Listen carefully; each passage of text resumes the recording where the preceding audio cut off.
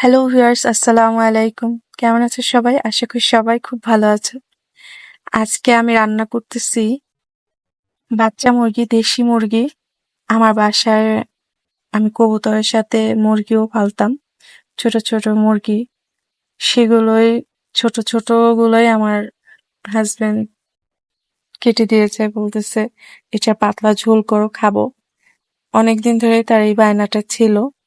আজকে ফাইনালি সেটা জব করে সেটা রান্না করলাম। তো তার খুব খুব রিকোয়েস্ট ছিল আমি যেন এটা একটু পাতলা ঝোল করি, কারণ তার নাকি পাতলা ঝোল খেতে খুব ইচ্ছে করছিল। আমার আবার ভুনা খেতে অনেক ভালো লাগে।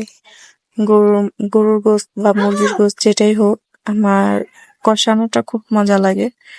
ও আবার পাতলা ঝোল খুব পছন্দ করে, বারবার রিকোয়েস্ট করছিল আমি যেন এটাকে একটু পাতলা ঝোল করি। তাই এভাবে রান্না করলাম, খুব সহজ, খুব সাধারণ ভাবে। আমার বেশ খারাপ লাগছিল, মায়া লাগছিল, যেহেতু আমি নিজেই ওদের খাবার দিতাম, পানি দিতাম, ওদের জব করে খেতে। যাই হোক, এটা বললে আমারই গুনাহ হবে, কারণ এটা তো আল্লাহ আমাদের জন্য হুকুম করে দিয়েছে। এগুলার জন্য মায়া দেখানো ঠিক হবে না, যেহেতু আল্লাহ এগুলোকে আমাদের রিজিক হিসেবে পাঠিয়েছেন।